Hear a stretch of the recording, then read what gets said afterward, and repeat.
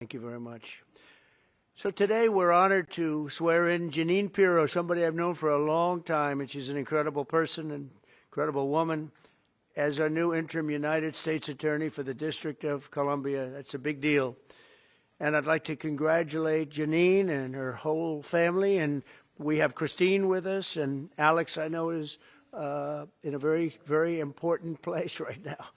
And the two children, but they're not children anymore. And I've heard that, Christine, you're doing unbelievably well and very successful at a great law firm. So it's great to have you with us. Thank you very much. Over 5 decades, Jeanine Pirro, known by millions as Judge Jeanine, has devoted her life to the pursuit of justice, the defense of freedom, and the fair, equal, and impartial rule of law. And that's what she's about. She was a great DA. I remember her very well. She was as good as anybody I've seen. She began a career in 1975 as an assistant district attorney in Westchester County, New York, where she prosecuted violent crimes, and that was a serious prosecution. And she went after real criminals, not fake criminals like we seem to do today nowadays, people that shouldn't be prosecuted, including rape, murder, and was a tireless warrior on behalf of the most vulnerable people in our society. In that role, Jeanine helped create one of our country's first domestic violence bureaus. I think it was the first, Jeanine. And as its chief, she revolutionized victim protection and bold, innovative policies like very few people even thought of. In 1990, Jeanine became the first female judge in Westchester County history. And following the year, and by the way, very distinguished, had an unbelievable, distinguished career. And in the following years, she presided over numerous complex criminal cases. The reason they were complex is that other judges were not able to understand them. They were called the complex cases. My sister had them too. They always used to give her the complex cases because other people didn't understand them, including high-stakes felony narcotics trials. Her outstanding judicial record earned her the honor of being named the #1 judge in 1990 by the Independent Fund for Modern Courts. That's nationwide. Outstanding judge. The following year, Judge Jeanine was elected Westchester County District Attorney, became the top prosecutor for a jurisdiction that included some of the largest suburbs in New York City, including Yonkers and White Plains. It's a big deal. As District Attorney, Jeanine tackled high-profile violent crime cases and established one of the nation's most successful cybercrime units to combat online child abuse. She was way ahead of a lot of people. They still aren't there, if you get right down. I mean, from what I hear, they're still not there in many cases back there where we come from. In addition to her stellar legal career, Jeanine also excelled in news media as you know, and she's become one of the most beloved political figures through her time on television, because she's been very, very successful at a thing called television. She got out of what she was doing, and frankly, she does them both great, but she's really, to me, she'll always be known as a great lawyer and a great prosecutor, which is what she's doing now. So Jeanine Pirro, I have no doubt, will be an exceptional U.S. Attorney for the District of Columbia, one of the truly most important positions in our country, of any position, where she will restore public safety in our nation's capital, break up vicious street gangs and criminal networks, and ensure equal justice under the law. You'll see very, very big improvements in the D.C. area, that I can promise you. So I want to congratulate Jeanine. I want to congratulate you and Christine and your whole family on this undertaking. And as you know, Pam Bondi is doing an unbelievable job as our real leader in the fight against crime. And Pam heard about this, and Pam said, I'll have to find time for Jeanine. She doesn't have time to do this, but for Jeanine she did, and she's going to be doing the swearing in. So, Pam, thank you very much for the great job you're doing and for swearing in our friend, Justice Jeanine. Good. Thank you. Come on up.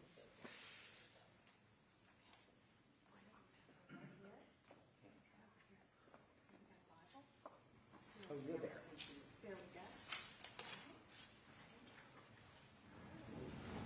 I do solemnly swear I, Jeanine Pirro, do solemnly swear that I will support and defend the Constitution of the United States that I will support and defend the Constitution of the United States against all enemies, foreign and domestic, against all enemies, foreign and domestic, and that I will bear true faith and allegiance to the same, and that I will bear true faith and allegiance to the same, and that I take this obligation freely, and that I take this obligation freely, without any mental reservation without any mental reservation or purpose of evasion, or purpose of evasion, and that I will well and faithfully and that I will well and faithfully discharge the duties discharge the duties of the office upon which I am about to enter. of the office upon which I am about to enter. So help me God. So help me God.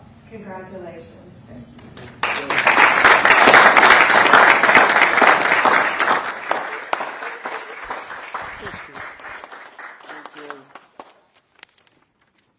Thank you, Mr. President, and thank you, Madam Attorney General, both my friends for many years. Long ago, I went to law school to study about justice and to bring justice to victims of violent crimes, women, children, and the elderly. I fought to give them a voice in a system that was both blind and deaf to their concerns. I dedicated my heart and soul to making sure that there was a system that responded to them. My profile and my prosecutorial successes garnered public attention, and my life took unexpected turns. Through all of this, President Trump, you have remained as steadfast as one of my earliest supporters and champions. You never wavered. You were always steadfast, trustworthy, and confident. Today, Mr. President, you bring me back to my roots.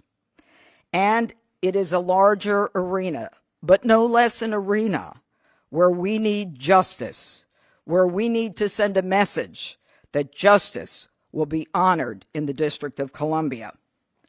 And just last week, here in our nation's capital, two people on the brink of beginning their life had hopes and dreams that were never realized because a cold-blooded murderer made a decision to shoot them down on the streets on a cold, rainy night in our nation's capital.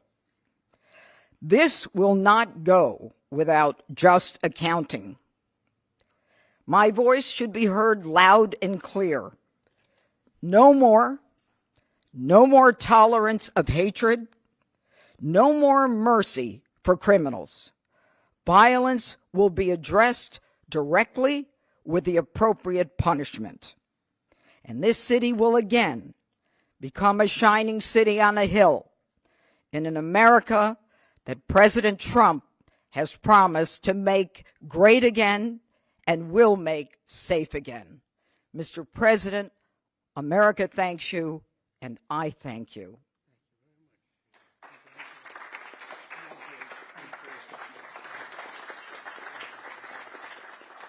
Any questions for Jeanine? Any questions? Oh, boy. Anything for Jeanine? You just want to talk to him. I get it. Thank you. She's going to be fantastic. Thank you very much. Thank There you really- all. Thank There's you. no question because there's no doubt. We have no doubt you're going to be fantastic. Thank you, Mr. President. Mr. President, Mr. President, Mr. President, Yeah, please. Mr. President. On Russia, Mr. President? Please. Do you believe the Russians are being disrespectful when they say that your criticisms of Putin are simply an emotional response? And do you still believe that Putin actually wants to end the war? I can't tell you that, but I'll let you know in about 2 weeks. Within 2 weeks, we're going to find out very soon. We're going to find out whether or not he's tapping us along or not. And if he is, we'll respond a little bit differently. But it'll take about a week and a half, 2 weeks. We have Mr. Witkoff is here, who's doing a phenomenal job, is dealing with them very strongly right now. They seem to want to do something, but until the document is signed, I can't tell you. Nobody can. I can say this. That I'm very disappointed at what happened a couple of nights now, where people were killed in the middle of what you would call a negotiation. I'm very disappointed by that. Very, very disappointed. Yeah, please. You've called for an end to the Gaza war. Given the growing humanitarian crisis and the decision of Prime Minister Netanyahu to expand the military operation, Do you have any frustration with his handling of the situation of the war? No, we're dealing with the whole situation in Gaza. We're getting food to the people of Gaza. It's been a very nasty situation, very nasty fight. October 7th was a very nasty day, the worst that I think I've ever seen. It was a horrible day, and people aren't going to forget that either. So we'll see how that all works out. And Steve, would you want to say a couple of words about Gaza because you just have some information? Steve Witkoff, do you want to come up for a second? You might give them a little bit of information as to what's happening with Gaza and also Israel. We're having some very good talks with Iran. We'll find out whether that means anything, but we're having good talks. Congratulations. Well, hi everybody. I think that we are on the precipice of sending out a new term sheet that hopefully will be delivered later on today.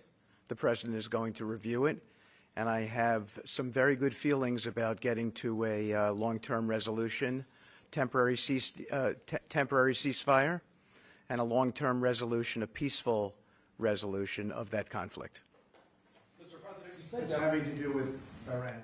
We're having very good talks with Mr. President, you said yesterday that Putin is playing with fire. What will be the consequences for Russia if Russia continues Well, to I'm not going to tell you exactly, but the words speak pretty loud.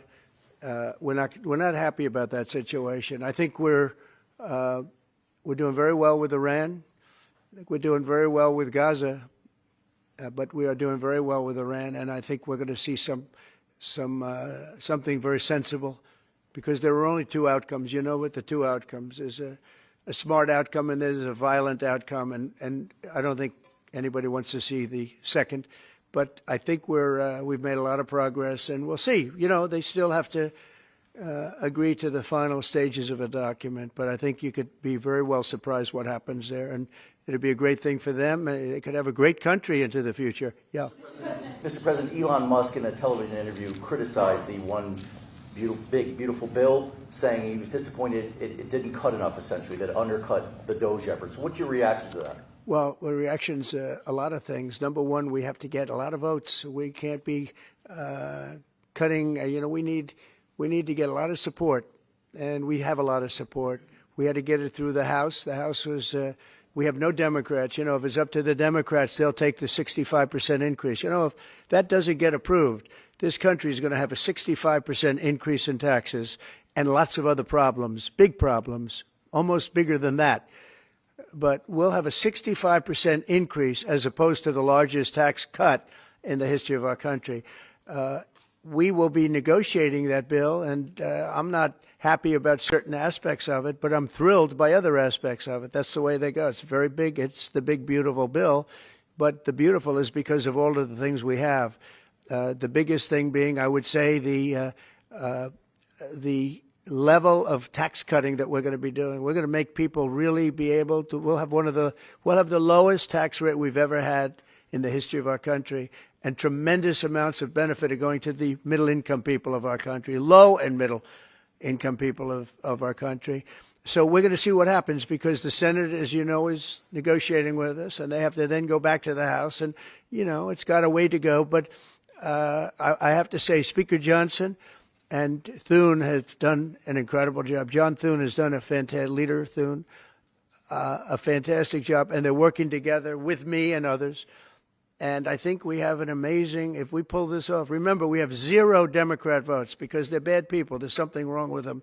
You know, they'll let people pour into our country. Single biggest problem is we had 21 million people pour into our country, probably higher than that. And they're people that weren't supposed to be here. And many of those people are bad. Murderers, drug dealers, the mentally insane. They were closing mental institutions all over the world, not South America, all over the world. They're coming into our country, and we're getting them out. And we're having a hard time because some judges aren't making it very easy for us, and it's tough enough. They approved that. They allowed that to happen to our country. We don't have one Democrat vote. And if I were a Democrat, I'd be voting for this bill, and I'd get elected to any position I want as a Democrat. They're crazy. They're voting for a 65% tax increase. And they're only doing it for hatred. They're not doing it for any reason. They know it's terrible. terrible politics, in my opinion. But so we have no Democrat votes. That means we have to get almost all Republican votes.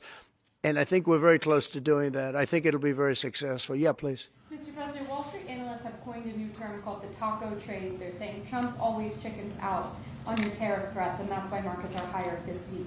What's your response to that? I kick out? Chicken out. Oh, isn't that nice? Chicken out. I've never heard that. You mean because I reduced China from 145% that I set down to 100 and then down to another number? And I said you have to open up your whole country, and because I gave the European Union a 50% tax tariff, and they called up and they said, please, let's meet right now. Please, let's meet right now. And I said, okay, I'll give you till Jeanine. I actually asked them, I said, what's the date? Because they weren't willing to meet. And after I did what I did, they said, we'll meet anytime you want. And we have an end date of July 9th. You call that chickening out? Because we have $14 trillion now invested, committed to investing when Biden didn't have practically anything. This country was dying. You know, we have the hottest country anywhere in the world. I went to Saudi Arabia. The king told me. He said, you got the hottest we have the hottest country in the world right now. 6 months ago, this country was stone cold dead. We had a dead country. We had a country people didn't think it was going to survive, and you ask a nasty question like that. It's called negotiation. You set a number. And if you go down, you know, if I set a number at a ridiculous high number and I go down a little bit, you know, a little bit, they want me to hold that number, 145% tariff. Even I said, man, that really got up. You know how it got? Because of fentanyl and many other things, and you added it up. I said, where are we now? We're at 145%. I said, whoa, that's high. That's high. They were doing no business whatsoever, and they were having a lot of problems. We were very nice to China. I don't know if they're going to be nice to us, but we were very nice to China. And in many ways, I think we really helped China tremendously because, you know, they were having great difficulty because we were basically going cold turkey with China. We were doing no business because of the tariff, because it was so high. But I knew that. But don't ever say what you said. That's a nasty question. Go ahead. Mr. President, To me, that's the nastiest question. Mr. President, Wait a minute. Wait. Go ahead, please. Go ahead. President Zelensky says he's ready to sit down with you and Vladimir Putin in Geneva, and it sounds like General Kellogg is working on preparations for that. Are you planning to sit down with the two of them? Well, I will if it's necessary. You know, it takes. We have to. I think I'm at this point. I wish it would have been that way a couple of months ago, but at this point we're working on President Putin, and we'll see where we are. I think we're doing fine, but we'll see. I don't like what's happening. That's one thing I'll say. I don't like when I see rockets being shot into cities. That's no good. We're not going to allow it. You've always said that the war never would have started if you were Would have never happened, and it yet didn't he doesn't happen. seem willing to do anything that you want him to do. Do you still believe that he wouldn't have launched the war? No. We would have never had a war. We would have never had a war. If I were president, if the election weren't rigged, you wouldn't have had the war. You wouldn't have had the war. You wouldn't have had inflation. You wouldn't have had October 7th. That would have never happened because Iran was stone cold broke. They didn't have any money to give to Hamas or Hezbollah. You wouldn't have had that Afghanistan most embarrassing moment in the history of our country. You wouldn't have had any of it. You wouldn't have had inflation because energy costs. Look what happened. I brought inflation down to practically zero. And all of the groceries and all of the eggs and all of the things that you've been hearing about, they're back down. They're way down from where they were. I did something in 4 months that nobody's seen. And I have to say, in 4 months, and I said it before, and everyone's talking about it all over the world, we've got the hottest country anywhere in the world right now. We're the only country anybody's even talking about. All right, please go ahead. What stopped you from imposing new sanctions on Russia? Only the fact that if I think I'm close to getting a deal, I don't want to screw it up by doing that. Let me tell you, I'm a lot tougher than the people you're talking about, but you have to know when to use that. If I think it's going to hurt a deal, this isn't my war. This is Biden's war, Zelensky's war, and Putin's war. This isn't Trump's war. I'm only here for one thing, to see if I can end it, to save 5,000 lives a week and a lot of money, the money being much less important because I made that money. I went to Saudi Arabia, Qatar, and UAE, and we brought back $5.1 trillion. So I made that money in about 2 hours, the money that we're talking about, but it's still think of it, $300 billion we've spent with no checks, no balances. They just send cash. You can imagine what's happened to that money. I never saw anything like it in my life, but I'm more interested because I picked up $5.1 trillion and, by the way, got a beautiful, big, magnificent, free airplane for the United States Air Force, okay? Very proud of that, too. They tried to say, oh, it's Trump's airplane. Oh, yeah, sure. It's too big. Frankly, it's too big, much too big. When can we expect that to be the Air Force One? Well, it's here already. Yeah. It's in the country. It's being refitted for military standard. How much will it cost to refit it? Oh, I don't know. Whatever it is, a hell of a lot less than building a new one. We're waiting too long from Boeing. Boeing has got to get its act together. Yeah. Sir, on Nippon Steel, this arrangement that was just announced in Yeah. the Golden Share, is that an arrangement you would consider for TikTok as well? Nothing to do with TikTok. Totally different kind of a deal. We'll have to get, to do it properly, we'll probably have to get China's approval. China's never easy. China's never easy. But I think we'll be able to save TikTok. I'd like to save TikTok. I mean, TikTok was very good to me. I won the young people by 37%. No Republicans ever won, and I won by 37%. And Charlie Kirk will tell you TikTok helped, but Charlie Kirk helped also. Oh, he just happens to be here. Look at him. He loves that we mentioned that name, right, Charlie?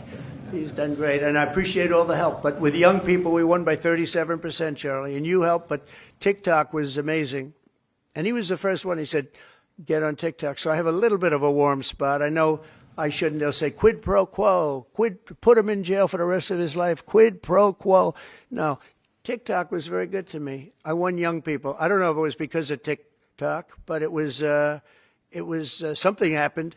No Republican has ever won they call them young people. Young people, you can define it a lot of different ways, but I won every age group in young people.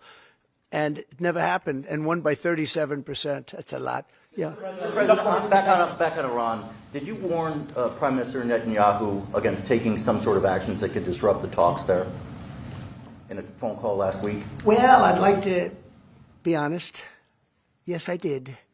Next question, please. Just on that on sanctions. I did, yeah. If Senate Republicans want to push It's not a warning. I said I don't think it's appropriate. What exactly did you tell him? Did you I just said I don't think it's appropriate. We're having very good discussions with him, and I said I don't think it's appropriate right now. Because if we can settle it with a very strong document, very strong, with inspections and no trust. I don't trust anybody. I don't trust anybody. So no trust. I want it very strong where we can go in with inspectors. We can take whatever we want. We can blow up whatever we want, but nobody getting killed. We can blow up a lab, but nobody's going to be in the lab, as opposed to everybody being in the lab and blowing it up, right? Two ways of doing it. Yeah, I told him this would be inappropriate to do right now because we're very close to a solution. Now, that could change at any moment. Could change with a phone call. But right now, I think they want to make a deal, and if we can make a deal, save a lot of lives. When do you think a deal could happen on Iran? On which? A deal with Iran could happen. When do you I don't know. I think over the next couple of weeks if it happens. Yeah. And on the, when could the administration resume the interviews for foreign students' visa? When do you think your administration could resume these interviews? On what? For the foreign student visa. Yesterday there was... For the French visas? For the French too, but all the foreign students. Oh, for the foreign visas? What are you referring? Foreign visas for what? Are you talking about for colleges? Okay, so you're off of Israel. Now you're talking about colleges, right? Yes, now. Okay. Well, we're going to see. Look, Harvard has been a disaster. They've taken $5 billion plus. $5 billion. Nobody knew that they were making this kind. If we didn't do this, we would have never found this out, Pam. They're taking $5 billion. And I'd rather see that money go to trade schools. And by the way, they're totally anti-Semitic at Harvard, as you know, and some other colleges too, in all fairness to them. And it's been exposed, very exposed. And I think they're dealing very badly. Every time they fight, they lose another $250 million. Yesterday we found another $100 million. And they have, they have a fund, an endowment, $52 billion. All right? They get a lot of that from the United States. And I think it's ridiculous. I think this, everyone's coming up to me saying, we love the idea of trade schools. With that kind of money, and money from others, but money from them, you can have the best trade schools anywhere in the world. You give them to Iowa, Indiana, lots of good states, well-run states, and you give them the money. They can only be used for trade schools, and they'll teach people how to build motors and cars and AI. You know, the AI, we're building plants. We're building hundreds of billions of dollars worth of AI plants. Already started, many of them. We've never had a boom like we're having now. You're going to see it. There's never been anything like it. So we're up to about $14 trillion in investments. There's never been anything even close. You look at Biden, this guy, they had people leaving as opposed to investing. And they're doing it because of November 5th, and they're doing it because of the tariffs. The tariffs have been tremendous. I can promise you, and I have great respect for the people at the European Union, they wouldn't be over here today negotiating if I didn't put a 50% tariff on. The sad thing is now when I make a deal with them, it's something much more reasonable. They'll say, oh, he was chicken. He was chicken. That's so unbelievable. I usually have the opposite problem. They say, you're too tough. Mr. President, on Harvard, there were some Jewish students protesting on campus yesterday. They said they don't want you making these huge cuts, cutting off student visas to Harvard in their name, because they feel Harvard like it has makes to them show more us. of a target. Okay, Harvard has to show us their lists. They have foreign students. About 31% of their students are foreign-based, almost 31%. We want to know where those students come. Are they troublemakers? What countries do they come? And we're not going to, if somebody is coming from a certain country and they're 100% fine, which I hope most of them are, but many of them won't be, you're going to see some very radical people. They're taking people from areas of the world that are very radicalized, and we don't want them making trouble in our country. So I saw yesterday that in the middle of the UK, there was a nice young man. He wants to go back to school at Harvard, and he looked good to me, but I want to check his past. But we want to be able to see why, these countries aren't helping us. They're not investing in Harvard and all of we are. So why would 31%, why would a number so big? I think, number one, I think they should have a cap of maybe around 15%, not 31%. We have people who want to go to Harvard and other schools. They can't get in because we have foreign students there. But I want to make sure that the foreign students are people that can love our country. We don't want to see shopping centers exploding. We don't want to see the kind of riots that you had. And I'll tell you what, many of those students didn't go anywhere. Many of those students were troublemakers caused by the radical left lunatics in this country. All right, one more question. President Harvard, Yeah, go ahead, please. Will you pardon the people who are accused of conspiring to kidnap Michigan Governor Gretchen Whitmer? I'm going to look at it. I will take a look at it. It's been brought to my attention. I did watch the trial. It looked to me like somewhat of a railroad job. I'll be honest with you. It looked to me like some people said some stupid things. They were drinking, and I think they said stupid things. But I'll take a look at that. And a lot of people are asking me that question from both sides, actually. A lot of people think they got railroaded. A lot of people think they got railroaded. And probably some people don't. One more. Go ahead. Yeah. Go ahead. How will the confrontation with Harvard end? You foresee? I don't know. I don't know. Harvard's got to behave themselves. Harvard is treating our country with great disrespect, and all they're doing is getting in deeper and deeper and deeper. They've got to behave themselves. I'm looking out for the country and for Harvard. I want Harvard to do well. I want Harvard to be great again, probably, because how could it be great? How could it be great when you have Harvard announced 2 weeks ago that they are going to teach remedial mathematics, remedial, meaning they're going to teach low-grade mathematics, like 2 + 2 is 4. How did these people get into Harvard if they can't do basic mathematics? How did they do it? I mean, people with 1,600 in their boards don't get in, and they're letting people in, and they're bragging about how they're teaching them basic mathematics. Where did these people come from? So we have to look at the list, and Harvard has to understand the last thing I want to do is hurt them. They're hurting themselves. They're fighting. You know, Colombia has been really, they were very, very bad what they've done. They're very anti-Semitic and lots of other things. But they're working with us on finding a solution. And, you know, they're taking off that hot seat. But Harvard wants to fight. They want to show how smart they are. And they're getting their ass kicked. Thank you very much, everybody. Thank you, guys. Thank you, guys. I did right back out this door. Thanks, guys. Thank you. Good luck, honey. You are so great. Thank you. Thank you. Good luck, everybody.